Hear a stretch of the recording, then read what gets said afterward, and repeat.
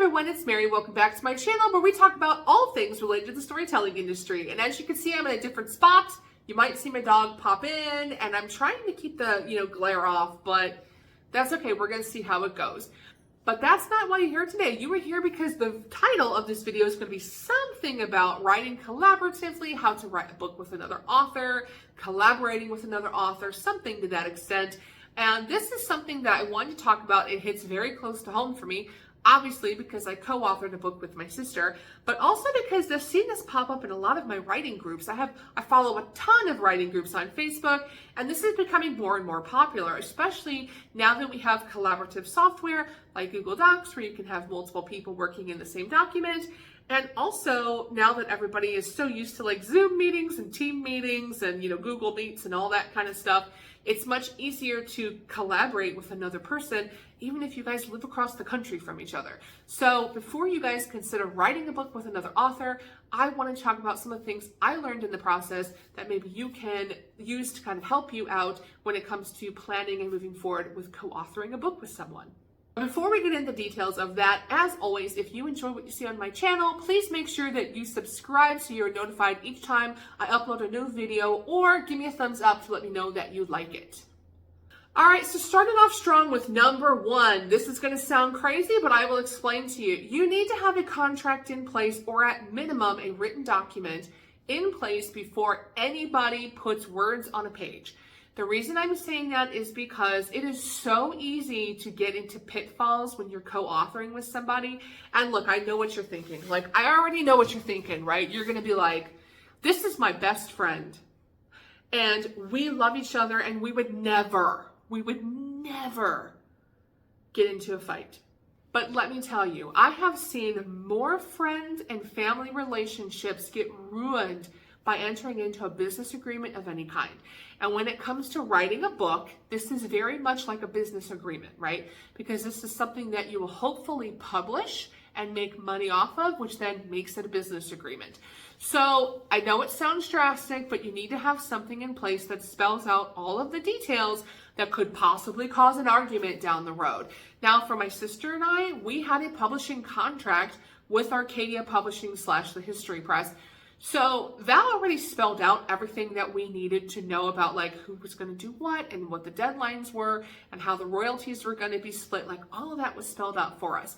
But let's say you're not traditionally published, or you haven't even written the book yet to get traditionally published, or maybe you want to self-publish. It's important that you spell out some basic things before you even write the book. And the first and most important thing that you want to get on this paper is, who's writing what are the deadlines, and how are you all getting paid, right? So you need to decide, like, are we going to write half and half? Are we going to split the royalties half and half? Maybe, this person's going to do more research and this person's going to do more writing. So should you split the royalties differently? Should it be 75%, 25%, 60-40? You need to figure that out, and you need to have it spelled out. You also need to have deadlines in place. So, hey, we're going to write this book together, but we need to have it done in a year. So let's make some deadlines. We're going to have 50% of the book written in 6 months. We're going to have the other 50 written by this date in time. The things that you don't think about, right? So the next one would be, what happens if someone ends up incapacitated? I know that sounds drastic, but look, life happens and things go wrong. So what if one of you guys end up in a car accident and suddenly you've got this book in the works, and maybe you even are, signed to a publisher, who knows? And someone can't write because you got into a car accident, you're in a coma, you died. I don't know, stuff happens. It sounds drastic, but stuff happens. So have something in your contract that says that, hey, if you become incapacitated, then I'm going to write the rest of the book. And if I write the rest of the book, this is what we're going to do with royalties. I know that sounds drastic, but again, this is a business decision. And you need to have it in writing to make sure that you're all on the same page no matter what happens. And that's so important, because if you guys get halfway through the writing process and someone gets mad about something, you can be like, hey, look, we have a contract and we have to stick to our contract. So sorry. I know that sounds so mean, but you understand, I'm sure, why I'm saying what I'm saying. The second thing I recommend before you put any words on a page is to sit down and agree on how you're going to do this and who is writing what, who is responsible for what. So I'm going to use our book as an example, and I also have a friend who co-authored. I'm going to use them as an example. So for me and my sister's book, Haunted Dearborn County, Indiana, it is a nonfiction book about local history and hauntings in a county in Indiana. So for us, it was super simple to split this book up. We had 10 hauntings we were going to talk about, plus an introduction chapter, right? So me and my sister decided that we were just going to split it in half. So you do 5 hauntings, you do 5 hauntings. So basically you do 5 chapters, you do 5 chapters. And we also had in our agreement that whoever wrote the chapter, the opposite person would then edit them for them. So for example, I wrote the Hill Forest Mansion chapter of our book, but my sister then went in after me and she edited my work and added more details that I either didn't get, I forgot to add, or maybe she found something when she was researching history that, oh, hey, that would go really good in the Hill Forest Mansion chapter. And so she went back during her editing process and added those details. But then after she went back and edited, I then went back again and made sure that I agreed on what she added. So that was our agreement. Like, right? You edit, I go back and check. That was our agreement. And we knew that she was going to write half, I was going to write half. And that's just the way it worked. Just like we also agreed that my sister is the photographer for our book. It made sense. She lives down there. She took all the photographs for the book. So when you look at the copyright page about who the photographer is for all the photos on our book, it's my sister. She took all the photos. I don't get credit for those. I took nothing. So very clear-cut expectation of who was doing what. My friend co-authored a romance, a small town romance with her friend who lives all the way in California and she lives in Indiana. So it's kind of cool. Collaborative. Anyway, and their agreement was that one person would write the female character and one person would write the male character, and they would alternate. So like female chapter, male chapter, female chapter, male chapter. And the way they did it was that she would write chapter 1, send it off, this person would pick up the story and write chapter 2, send it off, this person would pick up chapter 3 from the female's point of view, and they would just keep rotating until the book was written. And I know it sounds silly, but it's really important that you have this put in place so that, number one, there are boundaries about who's writing what. You can't have someone who goes on a writing binge. I have a week off from work and I'm going to write 20,000 words this week. And the other person's like, wait, but I can't do that because I work. You want to make sure you have clear-cut boundaries, and also this helps with expectations, right? So if I know that these are my 5 chapters, I can really get into and work on these 5 chapters. Or if I know I'm only writing the male character, I can really get into developing that male character. I will say side note here on this, and obviously if you can, what's the word I'm looking for? If you can show me an example where this worked. There you go. I don't know how else to say that. I think it would be very hard for 2 people to write one character. So if you're writing like a romance novel that's coming from a first person point of view, for example, I don't know of any examples where that's co-authored. I feel like that would be difficult because how would you have 2 people write the same character? I feel like that could change the voice of the character, but if you have examples, I'd love to see them. Anyway, totally went off topic. So anyway, again, making sure you guys know who's responsible for what. The third one is going to sound really simple, but you would be surprised at how fast I see this one get messed up, okay? You need to be working in the same document. Now, hear me out on this one, right? People are like, well, I'll write my chapter and I'll send it off to you in a document, in a Word doc, and then you can send it back to me in a Word doc. But it's very easy for things to kind of get messed up when you do that, right? I highly recommend that you write in a software that you can collaborate together in the same document, like such as Google Docs. I know that you can do it with Microsoft Word Online, and I'm sure there are other ones out there, but I use Google Docs for pretty much everything. What I love about Google Docs is you can both be in the same document at the same time. You can write notes to each other.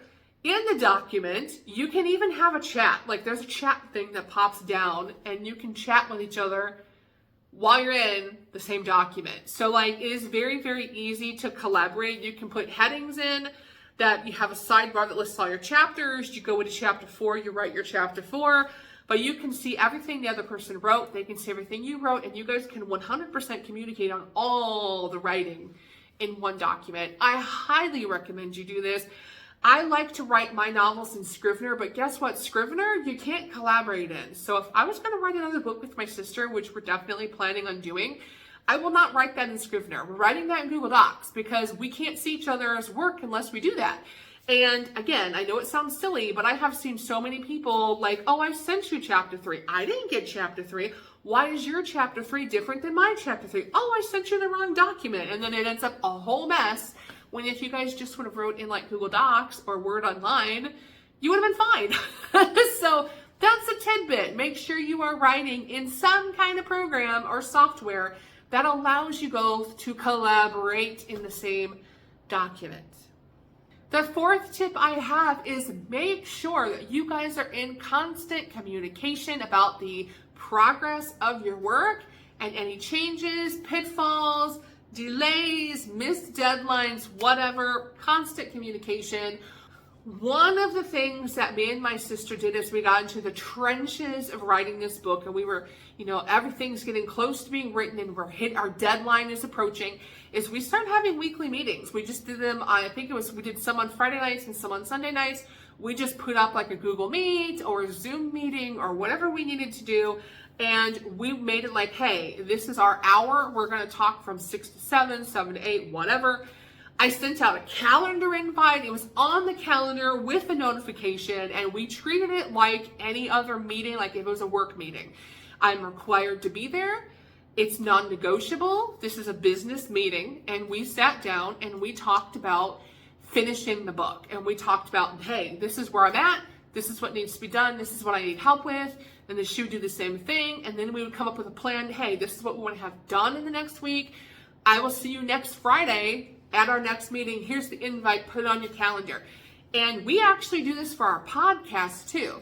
We have official meetings. Now, and the funny thing is my sister and I talk every day. We talk literally every day. She's my best friend.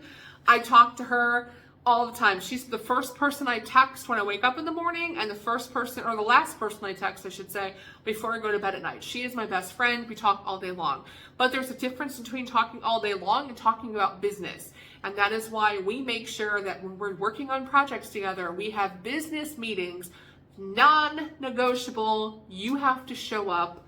It is a business meetings. So I highly recommend you do the same. Because again, it might be your best friend, might be your sister, might be your cousin, might be whoever, might be your neighbor, I don't know who you're writing with, but you've entered into a business agreement, so you need to treat it like a business. And last but not least, and this is not really a tip, but just kind of some advice, remember why you entered into the partnership, right? So at the end of the day, for example, my sister is my sister. Yes, we wrote a book together. Yes, it is a business agreement. We will have stupid fights about stupid things. That's what sisters do. But at the end of the day, that is a book. And this is my sister. And my sister will always be my priority because I love my sister. So if you think at any point in this process that this project is going to cause you to lose either a really good friendship or ruin a family relationship, take a step back and really think. Is this project worth it? Is this project worth it? Am I going to make enough money? Is it going to be life-changing? Is this going to skyrocket me to the New York Times bestsellers list? Because if the answer is no, it is not worth ruining a relationship, especially when it is a really good friend or a family member. It's the same thing I say with our podcast. I love our podcast. It's my favorite thing that we do. But that is my sister. And she will always be the priority above any book or any podcast. And if you don't feel that way, I think you might want to take a step back and reconsider working on the project because, again, Nothing can ruin a friendship or a family relationship faster than entering into a business with each other, unless everyone involved keeps their head on straight and realizes that the relationship is more important than the business. Okay, I don't know if that helped you guys at all, but if it did, great. I would love to hear more tips from you. Have you written with another author? Have you co-authored anything, or have you worked on any projects with another author? What are some tips you learned along the way? Leave them in the comments below, and I hope you all have a great week. Bye.